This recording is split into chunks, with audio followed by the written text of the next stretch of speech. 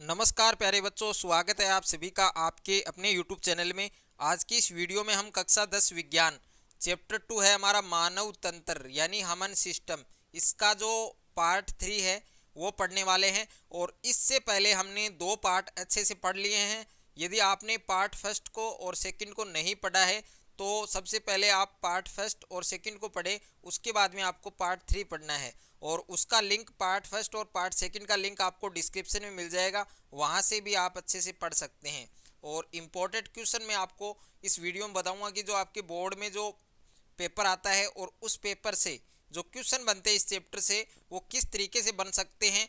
और परीक्षा की दृष्टि से जो महत्वपूर्ण प्रश्न हैं, जो नोट्स हैं आपके, यानी इस चैप्टर के जो पार्ट 3 में जो नोट्स हैं वो मैं आपको बताने वाला हूं। और पार्ट 3 आपके वेरी वेरी इंपॉर्टेंट है, क्योंकि इस पार्ट से आपके काफ़ी बार एग्जाम में क्वेश्चन पूछे जाते हैं। तो सबसे पहले हम बात करेंगे जनन तंत्र की। अगर आपका मैथ, फिजिक्स, केमिस्ट्री और बायोलॉजी के किसी क्वेश्चन में डाउट है तो आपको उस क्वेश्चन का फोटो खींचकर उसको क्रॉप करके सेंड करना है। तुरंत वीडियो सॉल्यूशन के साथ आपको आपका आंसर मिल जाएगा। और आप class 6 to 12 NEET, IIT, JEE mains और एडवांस की भी तैयारी कर सकते हैं। तो अभी डिस्क्रिप्शन में जाइए और डाउटनेट के इस एप्लीकेशन को डाउनलोड कीजिए। डाउट हो तो डाउटनेट करो। आप 8400 400 400 इस नंबर पर भी आप अपने क्वेश्चन का फोटो क्रॉप करके सेंड कर सकते हैं। वहां पर भी आपको आपके क्वेश्चन का आंसर वीडियो सॉल्यूशन के साथ मिल जाएगा। अब जनन तंत्र है वो आपके दो प्रकार का होता है, एक तो मादा जनन तंत्र होता है और एक नर जनन तंत्र होता है। ओके, और इनके जो डायग्राम है वो मैंने नहीं लिए हैं, वो आप बुक से देख सकते हैं। तो जनन तंत्र क्या होता है इसके बारे में हम डिस्कस करेंगे। तो अपने समान संततियों का उत्पादन जनन कहलाता है, यानी अपने समान संतति हैं उनका निर्माण करना क्या कहलाता है, जनन कहलाता है। और मानव में लैंगिक जनन पाया जाता है। मानव में कौन सा जनन पाया जाता है, लैंगिक जनन। यह आपको अच्छे से ध्यान रखना है। यदि आपको किसी टॉपिक का बेसिक याद है तो आप उस चीज को अच्छे से याद कर सकते हैं, क्योंकि कुछ पॉइंट तो आपको बेसिक से ही मिल जाएंगे। तो इसमें शुक्राणु और अंडाणु के निषेचन से युग्मनज यानी जाइगोट का निर्माण होता है। अब शुक्राणु और अंडाणु मिलकर इन दोनों का निषेचन होता है तो किसका निर्माण होता है, युग्मनज का निर्माण होता है। और लैंगिक विकास के द्वितीयक लैंगिक लक्षणों के विकास की अवस्था क्या कहलाती है, यौवनारंभी कहलाती है। और ये हार्मोनों के प्रभाव में संपन्न होते हैं। और नर में कौन सा हार्मोन होता है, टेस्टोस्टेरोन। काफी इंपॉर्टेंट है। एक नंबर में जो आपका जो ये चैप्टर है मानव तंत्र, इससे आपके एक शॉर्ट क्वेश्चन आता है। तो एक नंबर का क्वेश्चन भी आएगा और काफी बड़ा चैप्टर है, और तो इससे आपके बड़े क्वेश्चन भी आएंगे। तो एक नंबर का जो क्वेश्चन है वो इस तरीके से आ सकता है कि नर में कौन सा हार्मोन होता है, टेस्टोस्टेरोन। और जो स्त्रियां हैं, मादा हैं, उनमें कौन कौन से हार्मोन होते हैं, एस्ट्रोजन और प्रोजेस्टेरोन। ये प्रमुख लिंग हार्मोन है। ये आपसे पूछ सकता है एग्जाम में। तो काफी इंपॉर्टेंट क्वेश्चन यहाँ से बनता है। उसके बाद में है कि जनन तंत्र है उसके प्रकार। ओके, तो जनन तंत्र दो प्रकार का होता है। फर्स्ट आपके नर जनन तंत्र। अब नर जनन तंत्र के बारे में हम डिस्कस करेंगे। तो प्राथमिक लैंगिक अंग और एक होते हैं द्वितीयक लैंगिक अंग। अब प्राथमिक लैंगिक अंग क्या होते हैं कि नर में वृषण प्राथमिक लैंगिक अंग होता है, कि जो नर है उसमें वृषण है वो प्राथमिक लैंगिक अंग माना जाता है। और यह शुक्राणुओं का निर्माण करते हैं। किनका निर्माण करते हैं, शुक्राणुओं का। और वृषण कोश में स्थित होते हैं। और वृषण टेस्टोस्टेरोन का भी उत्पादन करता है। जो वृषण होता है वो किसका उत्पादन करता है, टेस्टोस्टेरोन, जो एक प्रकार का हार्मोन है। और द्वितीयक लैंगिक अंग क्या होते हैं, इन अंगों का कार्य प्राथमिक जनन अंग द्वारा निर्मित युग्मकों को निषेचन स्थल तक ले जाना, ये इसका कार्य। अब है शुक्र वाहिनी। इसका जो प्रमुख अंग है, फर्स्ट अंग है, वो है शुक्र वाहिनी। अब शुक्र वाहिनी का क्या काम है, शुक्राणुओं को वृषण से उदर में स्थित शुक्राशय तक ले जाती है। और उसके बाद में शुक्राशय व प्रोटेस्ट, ये दोनों एक क्या है, सहायक ग्रंथि हैं जो वीर्य निर्माण में मदद करती हैं। उसके बाद में है मूत्र मार्ग। तो मूत्र मार्ग का क्या काम है कि मूत्र और वीर्य का साझा मार्ग बनाता है। और शिशन वीर्य के स्थानांतरण का कार्य करता है। शिशन है उसका क्या काम होता है, वीर्य के स्थानांतरण का कार्य करना। अब है मादा जनन तंत्र। अब मादा जनन तंत्र में भी दो प्रकार के अंग है। एक तो प्राथमिक जनन अंग है और एक द्वितीयक लैंगिक अंग है। तो प्राथमिक जनन अंग, स्त्रियों में युग्मक यानी अंडाणु उत्पन्न करने वाला प्राथमिक जनन अंग क्या होता है? अंडाशय। और इनकी पुट्टिकाओं में किनका निर्माण होता है, किनका विकास होता है? अंडाणुओं का विकास होता है। और अंडाशय मादा लिंग हार्मोन का भी स्त्राव करते हैं। अब है द्वितीयक लैंगिक अंग, जिसमें फर्स्ट क्या है? अंडवाहिनी। अंडवाहिनी का क्या काम है? यह नलिका अंडाणु को अंडाशय से गर्भाधान तक पहुंचाने का कार्य करती है। और गर्भाशय का क्या काम है? खोखला पेशीय अंग, जहां भ्रूण का रोपण किनके द्वारा होता है? प्लेसेंटा, जिसका दूसरा नाम है अप्रा, वह भ्रूण का विकास होता है। उसके बाद में है योनि, मैथुन कक्ष के रूप में कार्य करने वाला भाग जो गर्भाशय को शरीर के बाहर से जोड़ता है, क्या कहलाता है? योनि। अब है प्रजनन की अवस्थाएं। तो प्रजनन की अवस्थाएं हैं जिसमें युग्मक जनन, अगुणित युग्मकों का निर्माण, शुक्राणु जनन व अंड जनन। और निषेचन है शुक्राणु व अंड के संलयन द्वारा युग्मनज का निर्माण, क्या कहलाता है? निषेचन कहलाता है। तो ये डेफिनेशन है, ये काफी इंपॉर्टेंट है, पूछ सकता है एक नंबर में। उसके बाद में है विदलन और भ्रूण का रोपण। तो युग्मनज के समसूत्री पूर्ण विभाजन विदलन कहलाते हैं। और इससे बने कोरक का गर्भाशय भित्ति एंडोमेट्रियम में रोपण भ्रूण रोपण कहलाता है। अब है प्रसव। तो गर्भस्थ शिशु का जन्म क्या कहलाता है? प्रसव कहलाता है। अब है तंत्रिका और अंतःस्रावी तंत्र। इनके बारे में यदि हम बात करें तो अंग तंत्रों के आपस में समन्वय हेतु शरीर में विशेष तंत्र का कार्य करता है, जिसे क्या कहा जाता है? तंत्रिका तंत्र कहा जाता है। ओके, ये काफी इंपॉर्टेंट परिभाषा है, ये आप सभी को अच्छे से ध्यान रखनी है। और साथ साथ में आप इनको लिख भी सकते हैं, वीडियो रोक रोक के आपको लिखना है। और विभिन्न तंत्रों में समन्वय को बेहतर ढंग से स्थापित करने हेतु मानव शरीर में एक अन्य तंत्र, जिन्हें क्या कहते हैं? अंतःस्रावी तंत्र कहते हैं। और अंतःस्रावी तंत्र में कई नलिका विहीन ग्रंथियां किनको स्त्रावित करती हैं? हार्मोन को स्त्रावित करती हैं। और ये हार्मोन एक संदेश वाहक का कार्य करते हैं, संदेश को पहुंचाते हैं। अब है मानव का तंत्रिका तंत्र। और तंत्रिकाएं हैं वो कितने प्रकार की होती हैं? 3 प्रकार की होती हैं। फर्स्ट है संवेदी, दूसरी प्रेरक है, तीसरी मिश्रित। अब तंत्रिका तंत्र को कितने भागों में बांटा गया है? 2 भागों में बांटा गया है। पहला भाग क्या है? केंद्रीय तंत्रिका तंत्र। और दूसरा भाग क्या है? परिधीय तंत्रिका तंत्र। तो केंद्रीय तंत्रिका तंत्र में मुख्य रूप से मस्तिष्क, मेरुरज्जु और इनसे निकलने वाली तंत्रिका कोशिकाएं शामिल होती है। यानी जो केंद्रीय तंत्रिका तंत्र है उसमें मुख्य रूप से मस्तिष्क, मेरुरज्जु और इनसे निकलने वाली तंत्रिका कोशिकाएं शामिल होती हैं, जिनके बारे में हम विस्तार से पढ़ेंगे आगे। और उसके बाद में है संवेदी और अभिवाही। ये क्या होते हैं? तो ऐसी तंत्रिकाएं होती हैं जो उद्दीपनों को ऊतकों व अंगों से केंद्रीय तंत्रिका तंत्र तक ले जाती हैं। और प्रेरक या अपवाही, इनका क्या काम है? ये किस प्रकार की तंत्रिकाएं होती हैं? तो ऐसी तंत्रिकाएं जो केंद्रीय तंत्रिका तंत्र से नियामक उद्दीपनों को संबंधित अंगों तक पहुंचाती है। और कार्यात्मक रूप से परिधीय तंत्रिका तंत्र को कितने भागों में बांटा गया है? 2 भागों में बांटा गया है, कायिक तंत्रिका तंत्र और स्वायत्त तंत्रिका तंत्र। वेरी वेरी इंपॉर्टेंट है, यहाँ से क्वेश्चन बनने के 100% चांस हैं। तो केंद्रीय तंत्रिका तंत्र मस्तिष्क, मेरुरज्जु और उनसे निकलने वाली तंत्रिकाएं मिलकर किनका निर्माण करती हैं? केंद्रीय तंत्रिका तंत्र का निर्माण करती हैं। अब सबसे पहले हम बात करेंगे मस्तिष्क। जो मस्तिष्क होता है उनका क्या काम है, कितने प्रकार का होता है, उन सभी को हम विस्तार से पढ़ने वाले हैं। तो सबसे पहले हम जानेंगे कि मस्तिष्क क्या होता है।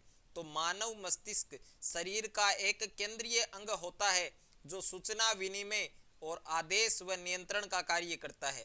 शरीर के विभिन्न कार्य जैसे तापमान नियंत्रण, मानव व्यवहार, श्वसन यानी सांस लेना, देखना, सुनना, बोलना आदि को नियंत्रित करता है। और यह करीब 1.5 किलो वजन का शरीर का सर्वाधिक जटिल अंग है जो खोपड़ी के द्वारा सुरक्षित रहता है। और मस्तिष्क को कितने भागों में बांटा गया है? 3 भागों में बांटा गया है, जिसमें पहला क्या है? अग्र मस्तिष्क, और दूसरा क्या है? मध्य मस्तिष्क, और तीसरा क्या है? पश्च मस्तिष्क, जो वेरी वेरी इंपॉर्टेंट है, आप सभी को अच्छे से ध्यान रखने हैं। अब है अग्र मस्तिष्क। इसका क्या काम है? तो परमस्तिष्क, थैलेमस और हाइपोथैलेमस मिलकर अग्र मस्तिष्क यानी प्रमस्तिष्क का निर्माण करते हैं। और परमस्तिष्क मानव मस्तिष्क का 80 से 85% भाग होता है। और यह मस्तिष्क का यानी ब्रेन का वह भाग है जहां से ज्ञान, चेतना, सोचना, विचारने का कार्य संपादित होता है। थैलेमस संवेदी व प्रेरक संकेतों का केंद्र माना जाता है। और हाइपोथैलेमस ताप, भूख, प्यास, भावनाओं के नियंत्रण से संबंधित है। अब है मध्य मस्तिष्क। तो इसका क्या काम है? ये 4 पिंडों में बटा हुआ भाग होता है जो हाइपोथैलेमस व पश्च मस्तिष्क के मध्य स्थित होता है। और प्रत्येक पिंड को कॉर्पोरा क्वाड्रिजेमिन कहा जाता है। ऊपरी 2 पिंड दृष्टि के लिए और निचले जो 2 पिंड होते हैं वो सुनने के लिए उत्तरदायी होते हैं। अब है पश्च मस्तिष्क। यह भाग अनुमस्तिष्क, पोन्स तथा मध्यांश को समाहित करता है। और अनुमस्तिष्क, पोन्स तथा मेड्यूला ओब्लोगेटा का बना होता है। और यह शरीर के संतुलन तथा अनेक अनैच्छिक क्रियाओं का केंद्र माना जाता है। उसके बाद में है मेरुरज्जु। काफी इंपॉर्टेंट है, यहाँ से प्रश्न पूछने के ज्यादा चांस है एग्जाम में। तो मेरुरज्जु लगभग 45 सेंटीमीटर लंबी धागे जैसी संरचना जो मस्तिष्क के मेड्यूला भाग से निकलती है और रीढ़ की हड्डी की कशेरुकाओं की नाल में सुरक्षित रहती है। मेरुरज्जु मुख्यतः प्रतिवर्ती क्रियाओं के संचालन और नियमन करने का कार्य करती है। साथ ही ब्रेन को जाने वाले आवेगों के लिए पंथ प्रदान करती है, एक रास्ता प्रदान करती है। उसके बाद में है परिधीय तंत्रिका तंत्र। तो मस्तिष्क यानी जो ब्रेन है और मेरुरज्जु से जो निकली तंत्रिकाएं हैं वो क्या बनाती हैं? परिधीय तंत्रिका तंत्र बनाती हैं। कायिक तंत्रिका तंत्र उन क्रियाओं को संपादित करता है जो हमारी इच्छा के अधीन है।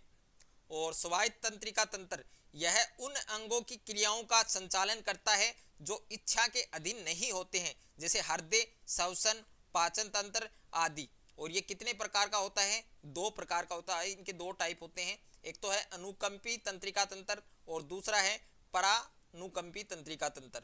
तो सबसे पहले हम तंत्रिका कोशिका के बारे में डिस्कस करेंगे कि तंत्रिका कोशिका क्या होती है। ये काफी इंपॉर्टेंट है, तंत्रिका कोशिका, जिसको न्यूरॉन भी बोलते हैं। और इसका जो डायग्राम है वो आप अच्छे से प्रैक्टिस कर लेना, क्योंकि इसका डायग्राम काफी बार एग्जाम में पूछा जाता है। और यह कोशिका तंत्रिका तंत्र की संरचनात्मक इकाई जो उद्दीपनों तथा तंत्रिका आवेग को ग्रहण करने, उनके संचरण का कार्य करते हैं। और प्रत्येक तंत्रिका कोशिका 3 भागों से मिलकर बनी होती है। कौन कौन से भाग हैं? कोशिकाएं, दुर्माक्षय और तंत्रिकाक्ष। 2 तंत्रिका कोशिकाओं के बीच का खाली स्थान क्या कहलाता है? संधि स्थल कहलाता है। और इसमें तंत्रिका आवेग का संचरण किनके रूप में होता है? न्यूरोट्रांसमीटर के रूप में होता है। अब पहला जो भाग है इसका कोशिकाएं, इस भाग को साइटोन भी कहा जाता है। और कोशिकाएं में एक केंद्रक और प्रारूपिक कोशिकांग पाए जाते हैं। दुर्माक्षय क्या होता है? ये कोशिकाएं से निकले छोटे तंतु होते हैं जो कोशिकाएं की शाखाओं के तौर पर पाए जाते हैं। और ये तंतु उद्दीपनों को कोशिकाएं की ओर भेजते हैं। और तंत्रिकाक्ष यह लंबा बेलनाकार प्रवर्ध है जो कोशिकाएं के एक हिस्से से शुरू होकर धागे नुमा शाखाएं बनाता है। और तंत्रिकाक्ष की प्रत्येक शाखा एक स्थूल संरचना का निर्माण करती है जिसे सिनेप्टिक नोब कहा जाता है। वेरी वेरी इंपॉर्टेंट है। और उसके बाद में है अंतःस्रावी तंत्र। अब अंतःस्रावी तंत्र क्या होते हैं तो उनके बारे में भी हम अच्छे से डिस्कस करेंगे कि अंतःस्रावी तंत्र। तो अंतःस्रावी जो ग्रंथियां हैं वो एक नलिका विहीन ग्रंथियां होती हैं, ओके, जो आपने स्त्राव या हार्मोन के रूप में रक्त में प्रवाहित कर देती है। और यह हार्मोन लक्ष्य अंगों को प्रभावित करते हैं, जैसे अग्नाशय है, वर्षण है, अंडाशय, मिश्रित ग्रंथि है, और अर्थात बहिस्रावी और अंतःस्रावी दोनों। तो प्रमुख मानव अंतःस्रावी ग्रंथियां क्या होती हैं और कितने प्रकार की होती हैं, सभी प्रकार को हम डिस्कस करेंगे। जिसमें पहला क्या है, हाइपोथैलेमस। अब हाइपोथैलेमस है, यह अग्र मस्तिष्क यानी जो प्रमस्तिष्क होता है उसका आधार भाग होता है और यह पीयूष ग्रंथि द्वारा स्त्रावित हार्मोन के संश्लेषण व स्त्राव का नियंत्रण करता है। और हाइपोथैलेमस दो प्रकार के हार्मोनों का निर्माण करता है। कौन कौन से हैं, एक तो मोचक हार्मोन होता है और एक निरोधी हार्मोन होता है। दोनों इंपॉर्टेंट हैं आपके। तो मोचक हार्मोन है जो पीयूष ग्रंथि को स्त्राव करने के लिए प्रेरित करता है और निरोधी हार्मोन जो पीयूष ग्रंथि से हार्मोन स्त्राव को रोकते हैं। अब पीयूष ग्रंथि क्या होती है, इसे कौन सा हार्मोन स्त्रावित होता है, तो सब हम डिस्कस करेंगे। तो पीयूष ग्रंथि, यह ग्रंथि मस्तिष्क में नीचे की तरफ हाइपोथैलेमस के नजदीक पाई जाती है। इसे क्या कहा जाता है, मास्टर ग्रंथि कहा जाता है, जो अनेक अंतःस्रावी ग्रंथियों के स्त्राव को नियंत्रित करती है। उसके बाद में है पीनियल ग्रंथि। यह ग्रंथि परमस्तिष्क के ऊपरी भाग में पाई जाती है और कौन सा हार्मोन का स्त्रावण करती है, मेलेटोनिन। यह आपको अच्छे से ध्यान रखना है। उसके बाद में है थायराइड ग्रंथि। अब थायराइड ग्रंथि क्या होती है, यह ग्रंथि श्वास नली के दोनों ओर स्थित होती है और यह मुख्य रूप से थायरोक्सिन हार्मोन का स्त्रावण करती है और इनकी कमी से घेंगा रोग यानी गलगंड गोइटर रोग हो जाता है। और अब है पैराथायराइड ग्रंथि। गले में थायराइड ग्रंथि के पीछे पाए जाने वाली यह ग्रंथि किसको स्त्राव करती है, पैराथार्मोन। और पैराथार्मोन का प्रमुख कार्य रुधिर में कैल्शियम और फास्फेट के स्तरों को नियंत्रित करना है, कंट्रोल करना है। और यह हार्मोन की कमी से कौन सा रोग हो जाता है, टिटेनी। यह आपको अच्छे से ध्यान रखना है। उसके बाद में अग्नाशय। तो अग्नाशय ग्रंथि, अग्नाशय दो अंतःस्रावी हार्मोन इंसुलिन और ग्लूकेगोन स्त्रावित करता है। जो दो हार्मोन बताए मैंने, एक तो इंसुलिन होता है और एक ग्लूकेगोन होता है। तो इंसुलिन की कमी से कौन सा रोग हो जाता है, मधुमेह रोग। यह आपको जरूर ध्यान रखना है। उसके बाद में है अधिवृक्क ग्रंथि। वृक्कों के ऊपरी भाग में एक जोड़ी अधिवृक्क ग्रंथियां पाई जाती हैं और यह दो प्रकार के हार्मोन का स्त्राव करती हैं, जिन्हें एड्रीनेलिन या एपिनेफ्रिन और नॉर एड्रीनेलिन या नॉर एपिनेफ्रिन कहा जाता है। और इन हार्मोनों को आपातकालीन हार्मोन भी कहा जाता है। वेरी वेरी इंपॉर्टेंट है। उसके बाद में है थाइमस ग्रंथि। अब थाइमस ग्रंथि क्या होती है, तो थाइमस हृदय तथा महाधमनी के ऊपरी भाग में स्थित होती हैं और यह थाइमोसिन नामक एक पेप्टाइड हार्मोन का स्त्राव करती हैं। और यह ग्रंथि छोटे बच्चों में ज्यादा विकसित होती है, परंतु यौवनारंभ के पश्चात ये सिकुड़ जाती है। और वृषण, यह ग्रंथि केवल नरों में पाई जाती है और यह एक लैंगिक अंग है जो टेस्टोस्टेरोन नामक नर हार्मोन का स्त्रावण करती है, जो मैंने आपको ऑलरेडी बता दिया है। ओके, यहाँ से क्वेश्चन बनने के चांस है। अंडाशय, मादाओं में पाए जाने वाले यह ग्रंथि एस्ट्रोजन और प्रोजेस्टेरोन नामक हार्मोन का स्त्रावण करती है और यह हार्मोन मादा लैंगिक अंगों का विकास, मादा लक्षणों का नियंत्रण, मासिक चक्र का नियंत्रण और गर्भ अनुरक्षण आदि में सहायक है। तो दोस्तों, वीडियो आपको अच्छा लगे तो वीडियो को लाइक करें, दोस्तों के साथ शेयर करें।